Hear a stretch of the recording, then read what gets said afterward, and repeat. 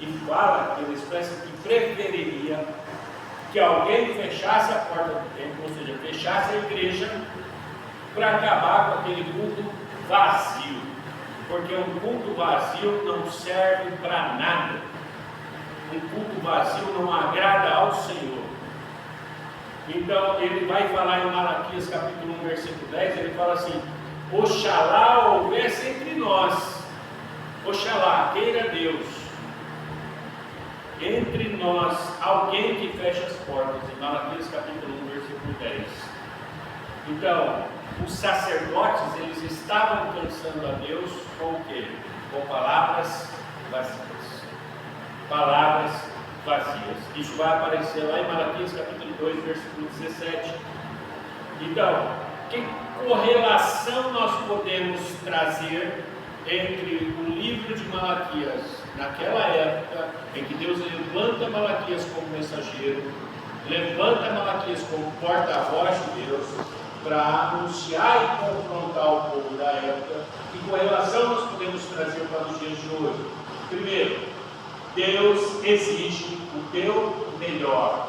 Deus exige o teu melhor. Deus não quer de você sobras, porque Deus não é um Deus de resto. Deus quer o teu melhor. Deus quer o teu melhor louvor. Deus quer a tua melhor aplicação espiritual em todas as coisas.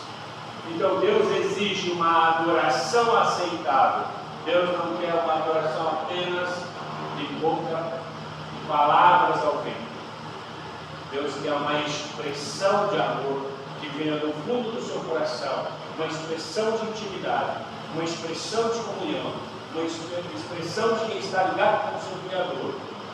Então Deus exige uma adoração aceitável, porque a oferta, o ritual que eles estavam fazendo aqui era uma oferta, um ritual mecânico, onde não havia um coração sincero, um coração puro, um coração devoto ao Deus Criador. Então, o que eles estavam fazendo além de tudo isso? Eles estavam priorizando o trabalho, o comércio e a vida pessoal acima do público. E trazendo para os tempos de hoje, quantas pessoas não estão priorizando o seu trabalho, estão priorizando a sua vida pessoal? Não que isso seja errado na sua totalidade, mas estão priorizando isso e estão deixando Deus e as coisas de Deus para o último lugar. As pessoas não faltam ao trabalho, não chegam atrasadas ao trabalho, e quando acontece alguma coisa, fura um pneu, acaba a gasolina, acontece alguma intercorrência, a pessoa liga para o patrão e fala: ó, patrão, eu vou chegar um pouco atrasado porque aconteceu isso, isso, isso. Mas quando é para a casa do Senhor, a pessoa não avisa, a pessoa não está nem aí, a pessoa está indiferente, e é uma apatia espiritual tamanho. Então, nós estamos vivendo isso nos dias de hoje. Quando a palavra de Deus vai nos ensinar que a prioridade é Deus, que a prioridade é buscar primeiro a Deus, o reino de Deus. E também a palavra de Deus diz que um cristão sem amor não serve para nada, porque a maior expressão do cristianismo é o amor. Quantas pessoas estão se alegrando com os que se alegram? Quantas pessoas estão chorando com os que choram? Quantas pessoas nós podemos dizer que realmente ela ama o seu próximo como a si mesmo? Quantas pessoas estão colocando o reino de Deus em primeiro lugar? Quantas pessoas estão gastando tempo com Deus? Quantas pessoas estão investindo no reino de Deus? E eu falo investindo até no sentido financeiro. Quantas pessoas estão investindo? Porque se eu quero que as portas dessa igreja se alarguem, se eu quero que essa igreja cresça, que tenha várias igrejas, que mais e mais pessoas sejam alcançadas, dando migalha, dando centavo, eu não passo o crescimento, eu não consigo crescer. Como nós vamos alcançar vidas desse jeito? Dando animais mancos, coxos, cegos ao Senhor, trazendo o nosso pior para a casa de Deus, trazendo a nossa pior adoração, trazendo o pior do nosso louvor, vindo como latas vazias, que só faz barulho, dizimando centavo, dando centavos ao Senhor. Como que esta casa, como que este templo vai crescer, vai prosperar, vai expandir, vai ultrapassar fronteiras, se eu não mudar o meu comportamento interior, se eu não gasto tempo com oração, se eu não gasto tempo com louvor, se eu não gasto tempo com adoração, se eu não gasto tempo estudando a palavra de Deus. Então aqui o povo estava priorizando o comércio, priorizando o trabalho, priorizando a vida pessoal acima do público. Isso a gente também pode confrontar com a palavra de Neemias, capítulo 13, versículo 15 a 22. Para quem está anotando, Neemias, capítulo 13, versículo 15 a 22. Nós tínhamos dentro da igreja, nessa época de Malaquias, nós tínhamos uma idolatria sutil, onde eles estavam misturando práticas pagãs. Se você verificar, hoje em dia há igrejas, existem igrejas que estão trazendo práticas pagãs para dentro da igreja. Nós estamos em dezembro, uma época natalina, uma época que as pessoas, principalmente os cristãos, vão misturar Papai Noel com Cristo. Papai Noel não é Cristo. Papai Noel é uma prática pagã. Comemorar o nascimento de Jesus, sim, mas comemorar Natal com Papai Noel, isso é uma prática pagã. Isso não é culto ao Senhor. Deus não se agrada dessa idolatria que por muitas vezes é sutil dentro das igrejas e no meio cristão. E era exatamente isso que esse povo estava fazendo em Malaquias. Eles estavam permitindo a idolatria sutil, em alguns momentos eles misturavam práticas pagãs com o culto do Senhor, trazendo elementos para dentro da casa do Senhor que não faziam parte do verdadeiro culto ao Senhor. Então o povo estava no templo, mas o povo não estava em Deus. Vou repetir isso aqui. O povo estava no templo, mas o povo não estava em Deus. São duas coisas distintas.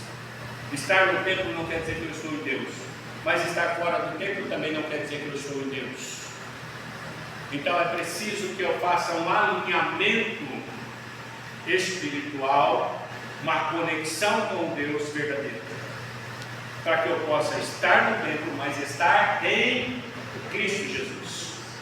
E para eu estar em Cristo Jesus é necessário que eu observe e tenha o conhecimento da palavra de Deus e, sobretudo, que eu pratique. Porque se eu não praticar, eu sou semelhante ao homem que olha o seu rosto no espelho, mas que vira as costas e não se lembra mais do que viu no espelho.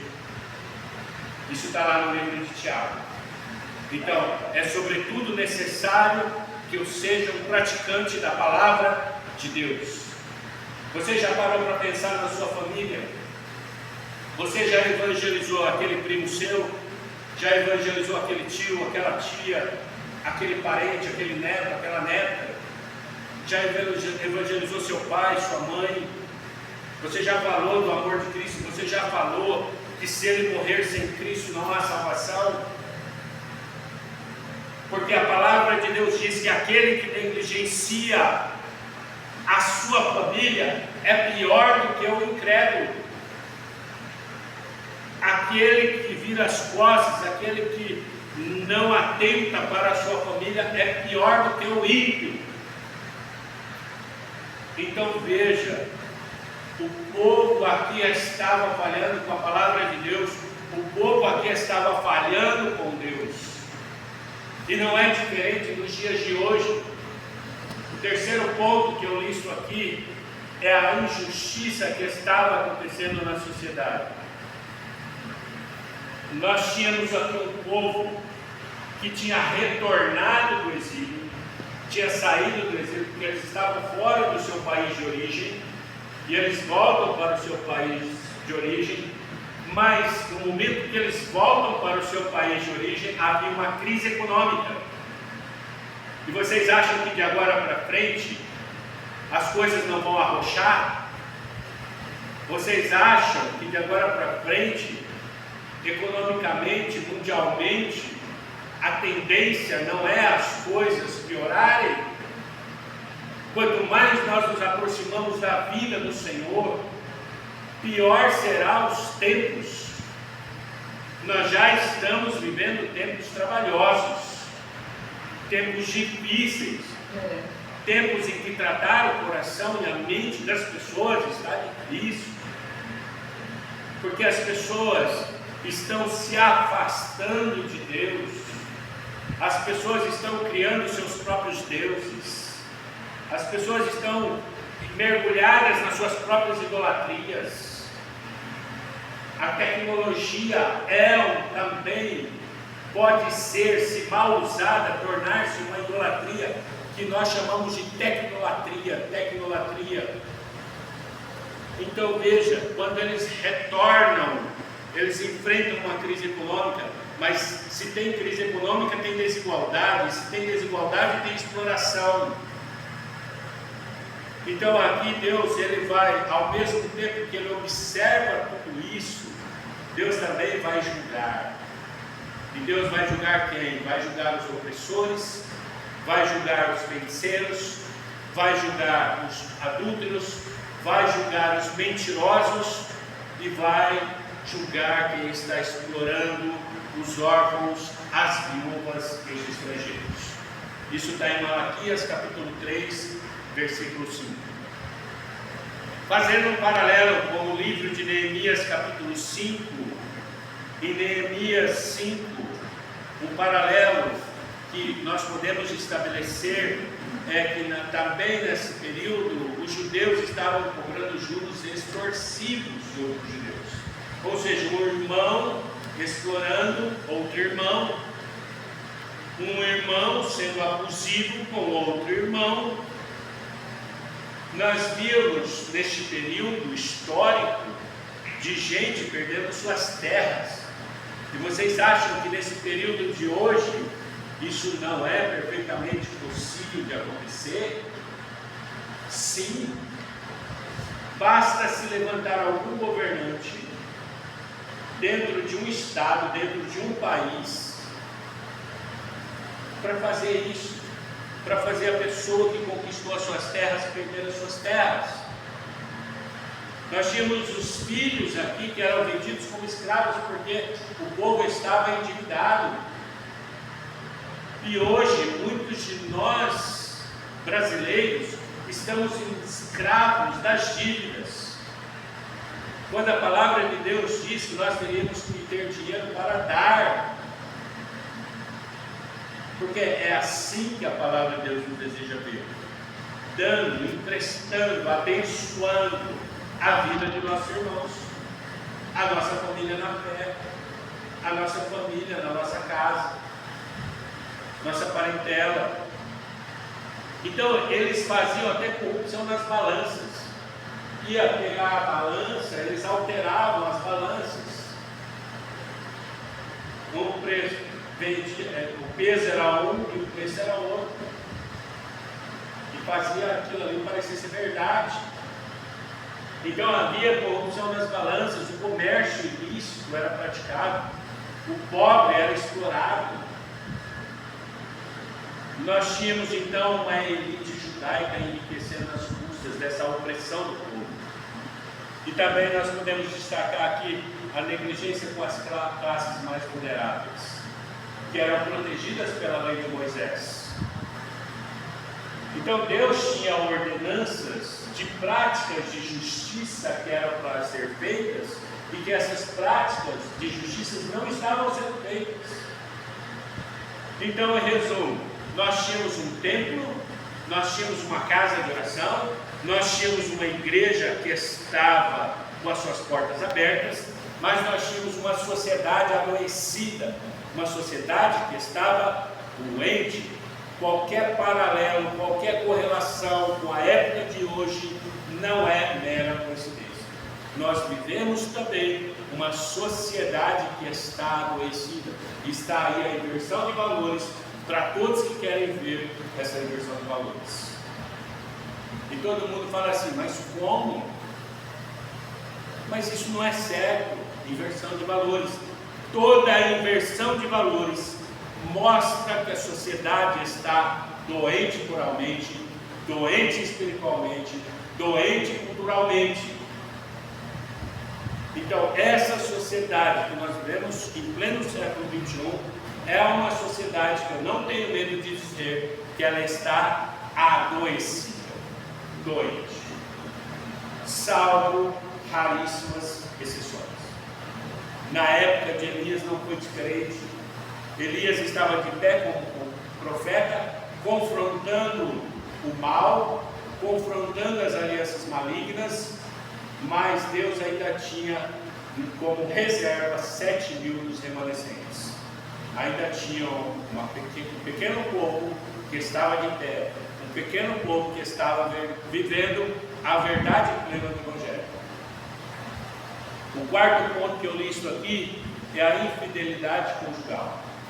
O que estava acontecendo aqui no livro de Malaquias, quando se trata do assunto de infidelidade conjugal? Nós tínhamos casamentos que não eram permitidos por Deus.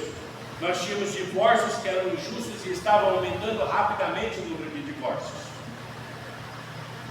Nós tínhamos casamento com mulheres pagãs que arrastavam o povo à idolatria, tiravam o povo de Deus e colocavam o povo na idolatria. Casamentos irregulares. Nós tínhamos divórcios sem motivo, pessoas traindo a seu bel prazer. Hoje também não está diferente na casa de Deus. Tem pessoas que conhecem o Evangelho, ouvem a pregação do Evangelho, sabem o que é verdade e o que é mentira, fazem isso dentro do templo e chega com a maior cara de pau diante de Deus, como se nada tivesse acontecido. Mulheres que traem os seus maridos, maridos que traem as suas mulheres, e chegam e sentam dentro de uma igreja, dentro de um templo, para dizer que está cultuando, adorando ao Senhor, que está sendo devoto às coisas espirituais e ao próprio Deus, quando na verdade estão vivendo suas práticas de adultério. E estão levantando a mão com cara de piedade, quando na verdade não são piedosos, são pecadores, são profanos, ceiam em adultério. Então, essa época de Malaquias, nós podemos traçar esse paralelo com a época de hoje, porque as pessoas, elas repetem comportamentos, mas Deus é um Deus que não muda. Deus é o mesmo Deus, a lei de Deus não muda, a palavra de Deus não muda, a Bíblia não muda. Os tempos podem passar, a cultura pode passar, as pessoas podem passar, mas a palavra de Deus permanece. E aí nós temos aqui então divórcios sem motivos, traições a rodo, é um traindo o outro e se comportando como se fosse a coisa mais normal do mundo, sem nenhum peso na consciência. E Deus chega lá em Malaquias capítulo 2, versículo 16, e vai trazer uma palavra dizendo assim: eu odeio o divórcio. Eu odeio o divórcio. Então nós tínhamos, se a gente for olhar no livro de Esdras, vai descrever o mesmo problema lá no livro de Esdras, capítulo 9, capítulo 10, vai descrever o mesmo problema, ou seja, haviam líderes, haviam homens que se casavam com mulheres estrangeiras, e ao se casar com mulheres estrangeiras, eles praticavam a idolatria. Porque é mais fácil o mal nos arrastar para fora da igreja, Só que hoje o mal não está precisando nos arrastar para fora da igreja, porque o mal hoje conseguiu entrar até dentro das igrejas, e as pessoas estão vivendo este mal dentro da igreja e vivendo um comportamento natural, naturalizando o pecado, e dizendo assim: não tem nada a ver. Tem sim. Não tem nada a ver, tem sim. E a palavra de Deus diz que tem, Tanto é que o Senhor falou que existe uma coisa chamada inferno, e que essas pessoas que dizem que não tem nada a ver, elas correm um sério risco de serem mandadas, enviadas ao inferno. Então aqui nós tínhamos homem abandonando as suas esposas judias para se casarem com mulheres pagãs que eram mais ricas e influentes. Nós tínhamos uma quebra do pacto familiar. Nós tínhamos aqui essa quebra do pacto familiar que afetava as futuras gerações. Então, em resumo, a crise espiritual, ela foi tão profunda que ela chegou a atingir os lares. Os lares. Hoje, nós presenciamos isso em alguns lares. Essa crise espiritual atingindo os lares.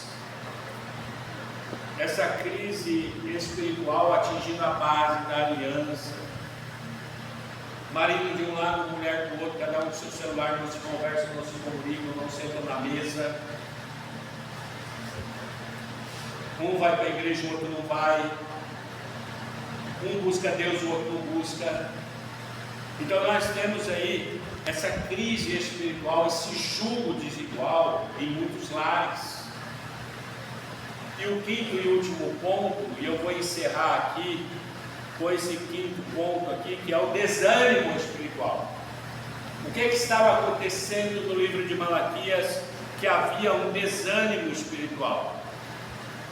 O povo ficou entusiasmado com o início da reconstrução do templo de Jerusalém, mas ao mesmo tempo que o povo estava alegre com a construção do templo de Jerusalém e vendo a obra ser finalizada, a obra da igreja sendo terminada, eles estavam vivendo um cansaço, uma frustração, uma apatia espiritual. Cansaço, frustração e apatia.